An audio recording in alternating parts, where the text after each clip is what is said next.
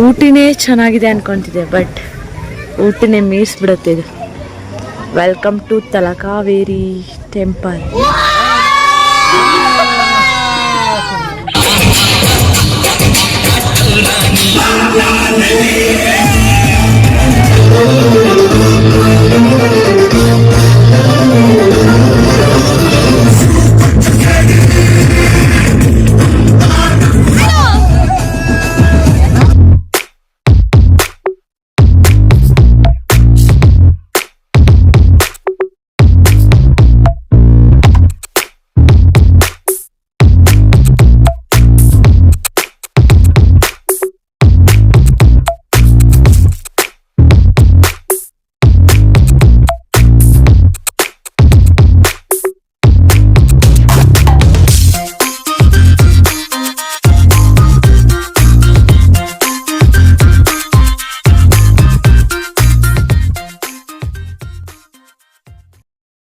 Hi friends, welcome to Saptahejje channel. ನಾನು ಸಹನಾ.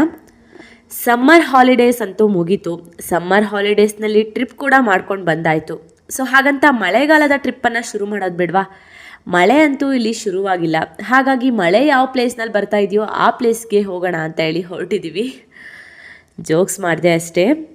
ಮಕ್ಕಳಿಗೆ 3 days continuous ಆಗಿ ರಜೆ ಇದ್ದಿದ್ದರಿಂದ ಟ್ರಿಪ್ ಹೋಗೋಣ ಅಂತೇಳಿ ಪ್ಲ್ಯಾನ್ ಮಾಡಿದ್ವಿ. ಈ ಟ್ರಿಪ್ ಆ್ಯಕ್ಚುಲಿ ಸಡನ್ನಾಗಿ ಪ್ಲ್ಯಾನ್ ಮಾಡಿರೋದಾಗಿರುತ್ತೆ.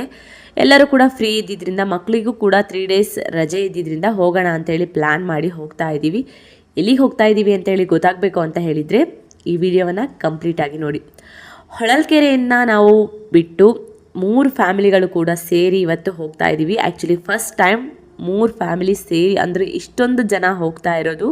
ನಾವು TT ವ್ಯಾನನ್ನು ಬುಕ್ ಮಾಡಿಕೊಂಡು ಅದರಲ್ಲಿ ನಾವು ಹೋಗ್ತಾ ಇರೋದಾಗಿರುತ್ತೆ. ಆ್ಯಕ್ಚುಲಿ ಯಾವ ಒಂದು ಪ್ಲೇಸನ್ನು ನಾವು ಇದಕ್ಕೆ ಹೋಗಬೇಕು ಅಂತ ಹೇಳಿ ಪ್ಲ್ಯಾನ್ ಮಾಡಿದ್ದೀವಿ. ಅಲ್ಲಿಂದ ಎಲ್ಲೆಲ್ಲಿಗೆ ಹೋಗಬೇಕು ಅಂತ ಹೇಳಿ ಏನು ಪ್ಲ್ಯಾನ್ ಇಲ್ಲ. ಅಲ್ಲಿ ಹೇಗೆ ಟೈಮ್ ಸಿಗುತ್ತೋ ಅದ್ರ ಪ್ರಕಾರ ನಾವು ಹೋಗೋಣ ಅಂತ ಹೇಳಿ ಪ್ಲ್ಯಾನ್ ಮಾಡಿಕೊಂಡು ಹೊರಟಿದ್ದೀವಿ. ಹೊಳಲ್ಕೆರೆಯಿಂದ 7:15 ಬಿಟ್ಬಿಟ್ಟು ಇವಾಗ ಭಾಗಮಂಡಲಕ್ಕೆ ಬಂದು ತಲುಪಿದ್ದೀವಿ. ಎಲ್ಲರೂ ರೆಡಿಯಾಗಿ. ಹೊಳಲ್ಕೆರೆ 7:15 ಅಲ್ವಾ? 9:30 ಬಿಟ್ಟಿದ್ದು. 9:30 ಹೊಳಲ್ಕೆರೆ ಬಿಟ್ಬಿಟ್ಟು ಇವಾಗ ಭಾಗಮಂಡಲಕ್ಕೆ ಬಂದು ತಲುಪಿದ್ದೀವಿ. ಇಲ್ಲಿ ದೇವಸ್ಥಾನ ಕಾಣ್ತಿದೆಯಲ್ಲ, ಇಲ್ಲಿಗೆ ಹೋಗ್ತಾ ಇದ್ದೀವಿ. ವೆದರ್ ಅಂತೂ ತುಂಬ ಅಂದರೆ ತುಂಬ ಚೆನ್ನಾಗಿದೆ. ಓ ಮೈ ಗಾಡ್, ವೆದರ್ ಅಂತೂ ಸಖತ್ತಾಗಿದೆ. ನಾವು ಆ್ಯಕ್ಚುಲಿ ಫಸ್ಟು ಕಾವೇರಿಯ ಉಗಮ ಸ್ಥಳ ಇದೆಯಲ್ಲ ಅಲ್ಲಿಗೆ ಹೋಗಿದ್ವಿ. ಬಟ್ ಅಲ್ಲಿಂದ ಫಸ್ಟ್ ಇಲ್ಲೇ ಸ್ನಾನ ಮಾಡ್ಕೊಂಡು ಇಲ್ಲಿ ದೇವಸ್ಥಾನಕ್ಕೆ ಹೋಗಿ ನಂತರ ಇಲ್ಲಿಗೆ ಹೋಗೋಣ ಅಂತ ಹೇಳ್ಬಿಟ್ಟು ಫಸ್ಟ್ ಇಲ್ಲಿಗೆ ಬರ್ತಾ ಇದ್ದೀವಿ. ಎಷ್ಟು ಚೆನ್ನಾಗಿದೆ. ಭಾಗಮಂಡಲದಲ್ಲಿ ಭಾಗಂಡೇಶ್ವರ ದೇವಾಲಯ ಇದೆ. ಇವಾಗ ಏನು ನೋಡ್ತಾ ಇದ್ದೀರಲ್ಲ, ಇದೇ ಆ ದೇವಸ್ಥಾನ. ಈ ಸ್ಥಳದಲ್ಲಿಯೇ 3 ನದಿಗಳು ಸೇರುವಂತಹ ಸ್ಥಳ ಕೂಡ ಇರುವಂಥದ್ದು. ಆ ಸ್ಥಳಕ್ಕೆ ತ್ರಿವೇಣಿ ಸಂಗಮ ಅಂತ ಹೇಳಿ ಕರೀತಾರೆ. ಇಲ್ಲಿ 3 ನದಿಗಳು ಕೂಡ ಒಂದೇ ಕಡೆ ಬಂದು ಸೇರುವಂಥದ್ದು. ಒಂದು ಕಾವೇರಿ ನದಿ, ಇನ್ನೊಂದು ಕನ್ನಿಕೆ ನದಿ, ಇನ್ನೊಂದು ಸುಜ್ಯೋತಿ ನದಿ ಅಂತ ಹೇಳಿ. ಕಾವೇರಿ ಮತ್ತು ಕನ್ನಿಕೆ ನದಿಗಳು ಕೂಡ ಹರಿತಾ ಇರೋದು, ಹಾಗೆ ಅವೆರಡೂ ಬಂದು ಸೇರೋದನ್ನು ನಾವು ಕಾಣಬಹುದು. ಆದರೆ ಸುಜ್ಯೋತಿ ನದಿ ಇದೆಯಲ್ಲ, ಅದು ಭೂಮಿಯ ಒಳಗಡೆ ಹರಿಯುತ್ತೆ ಅಂತ ಹೇಳಿ ಇಲ್ಲೆಲ್ಲ ನಂಬಿದ್ದಾರೆ. ಹಾಗಾಗಿ ಈ 3 ನದಿಗಳು ಕೂಡ ಒಂದು ಕಡೆ ಬಂದು ಸೇರೋದನ್ನು ತ್ರಿವೇಣಿ ಸಂಗಮ ಅಂತ ಹೇಳಿ ಕರೀತಾರೆ. ಈ ಪ್ಲೇಸ್ ಅಂತೂ ತುಂಬ ಅಂದರೆ ತುಂಬ ಚೆನ್ನಾಗಿದೆ. ಅದರಲ್ಲೂ ಈ ಮಳೆಗಾಲದ ಟೈಮ್ನಲ್ಲಿ ಹೋಗಿರೋದ್ರಿಂದ ನಮಗೆ ಸ್ವಲ್ಪ ಮಳೆ ಬರ್ತಾಯಿತ್ತು, ಸ್ವಲ್ಪ ಬಿಸಿಲು ಬಿಡ್ತಾಯಿತ್ತು. ಎರಡೂ ಕೂಡ ಬ್ಯಾಲೆನ್ಸ್ದ್ರಿಂದ ನಮಗಂತೂ ತುಂಬ ಅಂದರೆ ತುಂಬ ಚೆನ್ನಾಗಾಯಿತು. ಮಕ್ಕಳಿಗೂ ಕೂಡ ಚೆನ್ನಾಗಾಯಿತು.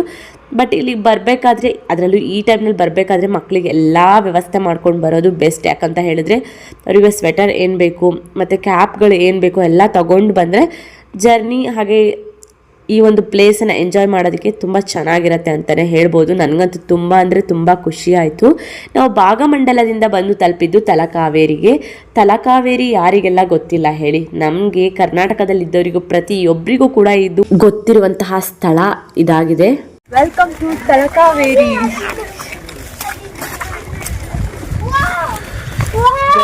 ಎಷ್ಟು ಸಖತ್ತಾಗಿದೆ ಅಂತ ಹೇಳಿದ್ರೆ ವೆದರ್ ಅಂತೂ ತುಂಬ ಅಂದರೆ ತುಂಬ ಚೆನ್ನಾಗಿದೆ. ಊಟಿನೇ ಚೆನ್ನಾಗಿದೆ ಅನ್ಕೊಂಡಿದ್ದೆ, ಬಟ್ ಊಟಿನೇ ಮೀರಿಸ್ಬಿಡುತ್ತೆ. ಇದು ನಮ್ಮ ಕರ್ನಾಟಕದಲ್ಲಿರೋದು ನಮ್ಗಂತೂ ಖುಷಿ ವಿಷಯ ಅಲ್ವರಿ? ಎಲ್ಲ ಊಟದ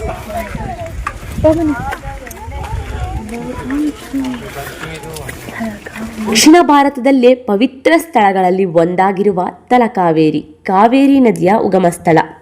ಇದು ಕೊಡಗು ಜಿಲ್ಲೆಯ ಬ್ರಹ್ಮಗಿರಿ ತಪ್ಪಲಿನಲ್ಲಿ ಇರುವಂತಹದ್ದು.